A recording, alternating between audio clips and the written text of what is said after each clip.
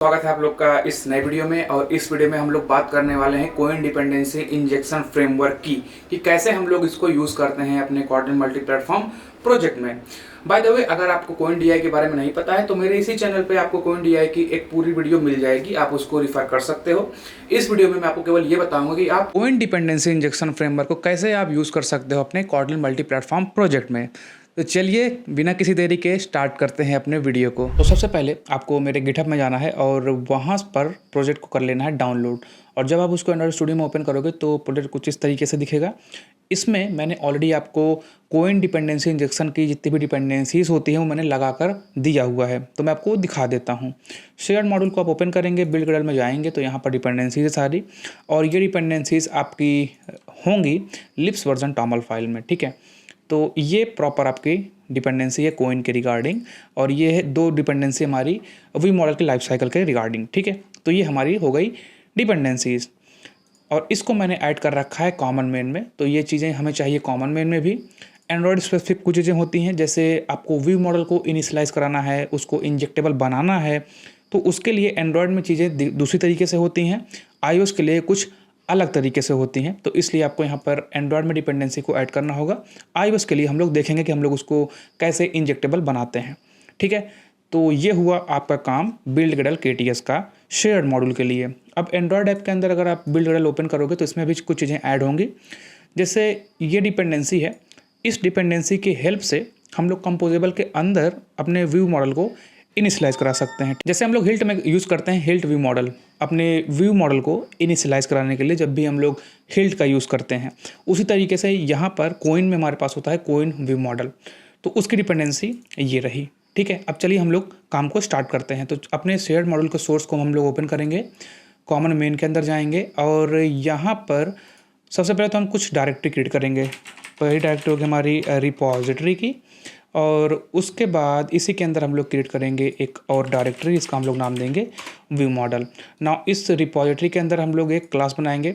By the way, अगर आपको DI के बारे में आइडिया नहीं है तो डीआई का सिंपल सा मतलब ये होता है कि अगर आपको कोई क्लास के इंस्टेंस को बनाना है तो डिपेंडेंसी इंजेक्शन फ्रेमवर्क बोलता है कि आप मुझे तरीके बता दो कि कैसे आप उसको इनिशियलाइज कराओगे, और मैं जब भी आपको रिक्वायरमेंट होगी उसको बनाकर ऑलरेडी आपको दे दूंगा। तो ये डीआई के काम है। ठीक है, तो यहाँ पर एक रिपोजिटरी है, इसका मैं नाम दूंगा फेक रिपोजिटरी। ठीक है, ये एक क्लास है, इसको मैं फ़िलहाल के लिए ऐड नहीं करता हूँ अपने गिट में। ये क्लास है, इसके अंदर हमारे पास एक फंक्शन होगा जिसका नाम होगा गेट मैसेज, और ये ज़्यादा कुछ नहीं करेगा, ये सिंपली हमें एक मैसेज को रिटर्न करके देगा कि कोइन DI सेटअप प्रॉपरली। ठीक है, तो ये सिंपल सा हमारे पास मैसेज है। तो मैंने शायद यहाँ पर स्पेलिंग मिस्टेक की है। ओके, तो ये हमारा हो गया फेक रिपोजिटरी। ठीक है, अब होता क्या है, रिपोजिटरी को हम लोग इंजेक्ट करते हैं अपने यूज़ केस में। तो चलिए यूज़ केस बनाते हैं। तो उसके लिए मैं यहाँ पर एक और डायरेक्टरी क्रिएट करूँगा जिसका हम लोग नाम देंगे यूज़ केस। इस यूज़ केस के अंदर हमारे पास होगा एक क्लास जिसका नाम होगा फेक यूज़ केस। ठीक है, अब इस क्लास के अंदर हमें इंजेक्ट करना है अपने फेक रिपोजिटरी को। ठीक है, तो उसके लिए मैं यहाँ पर कंस्ट्रक्टर बनाऊंगा, कंस्ट्रक्टर में मैं एक वेरिएबल बनाऊंगा फेक रिपोजिटरी, और यहाँ पर मेरे पास एक फंक्शन होगा। टू बी मोर स्पेसिफिक, मैं इसको एक ऑपरेटर फंक्शन के रूप में बनाऊंगा इन्वोक, और इस इन्वोक को जब भी मैं कॉल करूँगा तो fake repository dot get message hit होगा। ठीक है, तो ये हमारा हो गया यूज़ केस।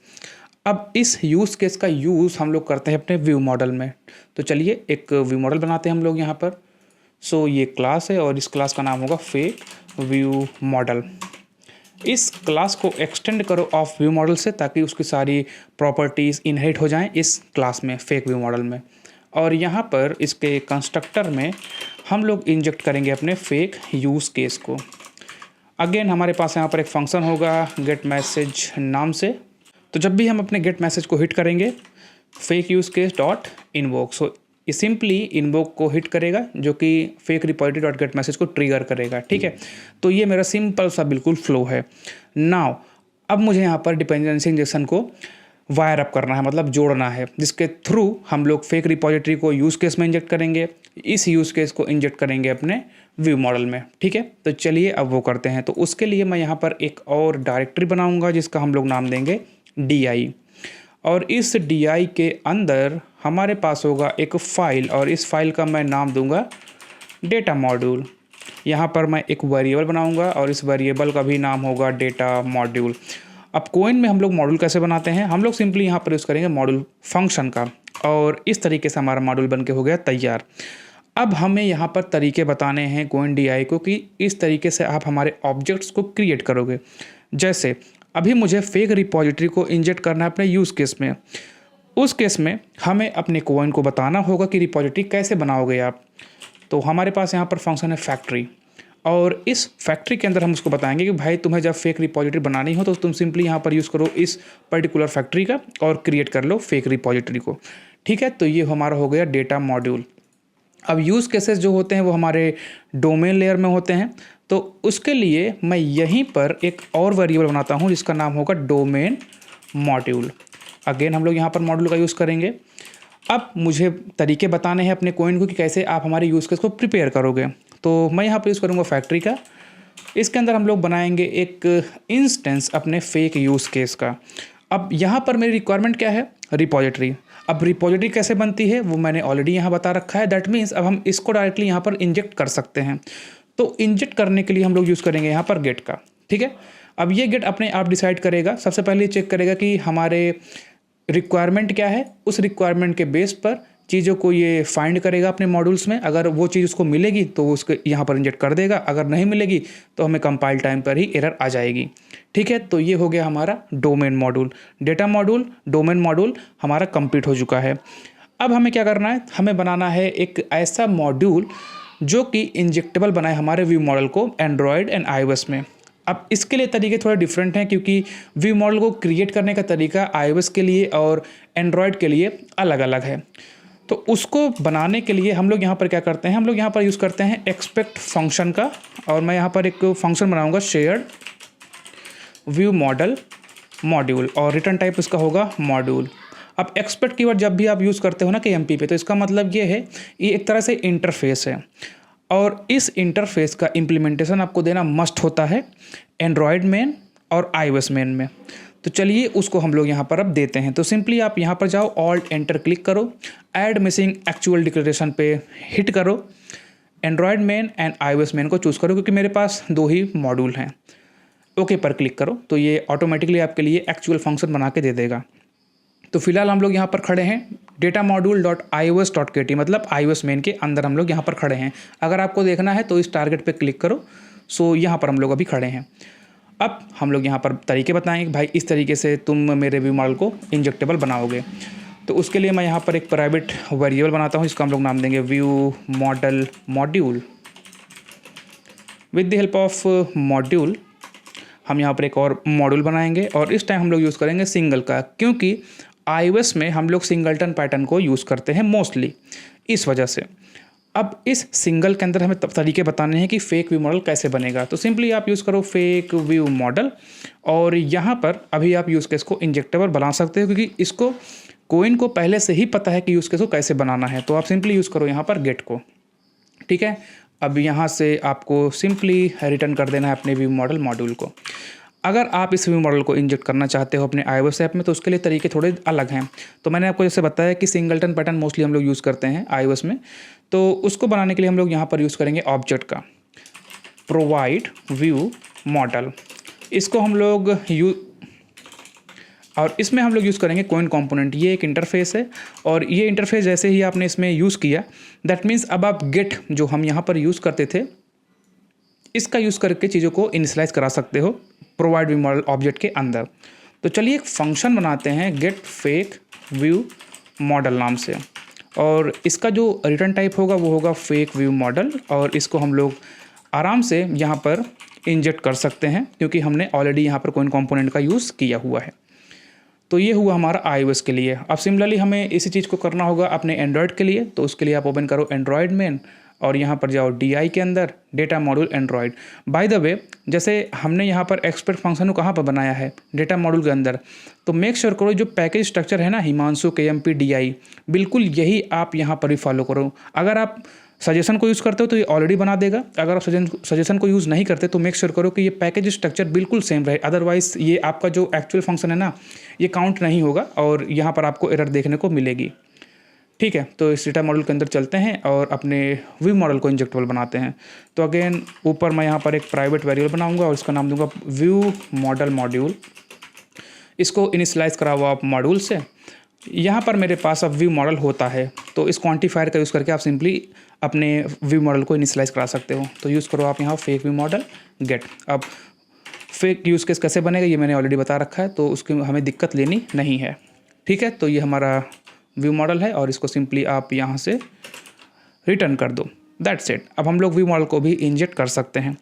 अब बात आती है कि हम लोग अपने एंड्रॉयड और iOS के लिए कैसे इनिशियल सेटअप करेंगे कोइन का। तो चलिए अब उसको करते हैं। तो उसके लिए सबसे पहले हम अपने एंड्रॉयड मेन में ये चीज़ करने वाले हैं। तो मैं यहाँ पर एक क्लास बनाऊँगा, जैसे आपको ऑलरेडी पता होगा एक बेस एप्लीकेशन होता है और यहीं से हमारा एग्जीक्यूशन स्टार्ट होता है। तो ये क्लास है और ये क्लास एक्सटेंड करेगा एप्लीकेशन को। हमारे पास यहाँ पर एप्लीकेशन लेवल पे लाइफ साइकिल इवेंट्स होते हैं। तो ऑन क्रिएट मैं यूज़ करूँगा और इस ऑन क्रिएट के अंदर हम लोग यूज़ करेंगे स्टार्ट कोइन का। तो इसके अंदर हम लोग अटैच करेंगे अपने कॉन्टेक्स्ट को। दैट्स इट, इतना ही करना है और आपका कोइन DI जो है वो सेटअप हो चुका है एंड्रॉयड के लिए। बेस एप्लीकेशन को हमें रजिस्टर कराना होगा अपने मैनिफेस्ट में। सो इस एंड्रॉयड ऐप मॉड्यूल के अंदर आप जाइए, एंड्रॉयड मैनिफेस्ट ओपन करिए एंड सिंपली यहाँ पर ऐड कर दीजिए। That's it. तो एंड्रॉयड के लिए सेटअप डन। अब हमें करना है iOS के लिए। तो उसके लिए आप जाएंगे इस iOS मेन में। तो यहाँ पर मैं इस DI के अंदर एक बनाऊँगा फाइल और इसका नाम दूंगा कोइन DI। हमारे पास यहाँ पर एक फंक्शन होगा इनिट कोइन नाम से। स्टार्ट कोइन, इसके अंदर हम लोग अपने मॉड्यूल को रजिस्टर कराएंगे। तो हमारे पास मॉड्यूल है डेटा मॉड्यूल, देन हमारे पास है हमारा domain module and lastly this shared module which is shared view model. Similarly आप इस चीज़ को कॉपी करो और अपने एंड्रॉयड बेस एप्लीकेशन में जाकर अपने मॉड्यूल्स को कर दो अटैच। ठीक है, तो वापस आते हैं हम लोग अपने iOS मेन के कोइन DI सेटअप पे और कुछ इस तरीके से हम लोग अपने iOS के लिए इनिट कोइन नाम का फंक्शन बना चुके हैं और अब हमें इस इनिट कोइन फंक्शन को यूज़ करना है। तो इसको हम लोग यूज़ करेंगे अपने iOS ऐप में। तो iOS ऐप, अगेन आप iOS ऐप को ओपन करोगे, iOS ऐप स्विफ्ट में जाओगे क्योंकि ये हमारा एंट्री पॉइंट है। सबसे पहले आपको इंपोर्ट करना है शेयर्ड मॉड्यूल को एंड यहाँ पर हम लोग यूज़ करेंगे इनिट ब्लॉक का और इस ब्लॉक के अंदर हमारे पास होगा Koin DI setup KT dot do init Koin. So ये जब भी इंटरऑपरेबिलिटी होती है ना हमारे कॉटलिन कोड की ऑब्जेक्टिव सी में, तो कुछ प्रीफिक्सेस कुछ सफिक्स ऐड हो जाते हैं। जैसे यहाँ पर सफिक्स ऐड हुआ है KT और यहाँ पर प्रीफिक्स ऐड हुआ है फंक्शन में डू। तो ये कुछ चीज़ें हैं जो आपको थोड़ी सी ध्यान में रखनी होंगी। ठीक है, तो हमारा सेटअप कंप्लीट हो चुका है और अब हम लोग अपने एंड्रॉयड में इस व्यू मॉडल का यूज़ करते हैं। तो उसके लिए आप ओपन करोगे जावा में, जाओगे अपने मेन एक्टिविटी में एंड यहाँ पर मटेरियल थीम के अंदर मैं बनाऊंगा अपना view model with the help of coin view model and type इसका जो होगा वो होगा फेक व्यू मॉडल। इस ग्रीटिंग व्यू को मैं यहाँ से करता हूँ रिमूव, यूज़ करता हूँ टेक्स्ट और इस टेक्स्ट में अपने view model dot get message को ट्रिगर करूँगा। ठीक है, तो अब मैं एग्जीक्यूट करूंगा अपने एंड्रॉयड ऐप को पहले। तो आप देख सकते हो coin DI setup properly, that means जो भी चीज़ें हमने की वो प्रॉपर्ली सेटअप हो चुकी है। अब आप कोई सा भी क्लास अगर आप अपने मॉड्यूल में ऐड करते हो कोइन के तो उसको आप इंजेक्टेबल बना सकते हो। ठीक है, तो ये रहा एंड्रॉयड का। अब हमें सेम चीज़ को यूज़ करना है अपने iOS में। तो iOS को करने के लिए आपको इस प्रोजेक्ट को ओपन करना होगा Xcode में। तो ये हमारा iOS ऐप ओपन हो चुका है। हम चलेंगे अपने कंटेंट व्यू में और इस कंटेंट व्यू में इस टेक्स्ट की जगह जो ग्रिड हमने भेजा है हम लोग अपने व्यू मॉडल को पहले इनिशियलाइज़ कराएंगे, उसके बाद उसका यूज़ करके हम लोग गेट मैसेज को ट्रिगर करेंगे। तो उसको करने के लिए हम इस टेक्स्ट में जाएंगे, यहाँ पर यूज़ करेंगे अपने प्रोवाइड व्यू मॉडल को shared dot gate fake view model और इसके अंदर हमारे पास एक फंक्शन है gate message. So simply use करो उस गेट मैसेज फंक्शन का। ओके, तो मैं इसको ना एग्जीक्यूट करता हूँ। ओके, तो मैंने यहाँ पर स्पेलिंग मिस्टेक की थी, ये मेरी स्पेलिंग अभी सही है। तो अगेन हम लोग चलते हैं अपने Xcode पर और री एग्जीक्यूट करते हैं अपने इस एप्लीकेशन को। ओके, तो देख सकते हो coin DI setup properly, that means जो हमारा कोइन डिपेंडेंसी इंजेक्शन है वो भी यहाँ पर सेटअप प्रॉपरली हो चुका है। तो I hope you like this video. यही था इस वीडियो में कि कैसे हम लोग कोइन DI को सेटअप करते हैं अपने KMP प्रोजेक्ट में। उम्मीद करता हूँ आपको वीडियो अच्छी लगी हो। अगर ऐसा है तो वीडियो को लाइक कर दो, चैनल को सब्सक्राइब कर दो और मिलते हैं अपने नेक्स्ट वीडियो में।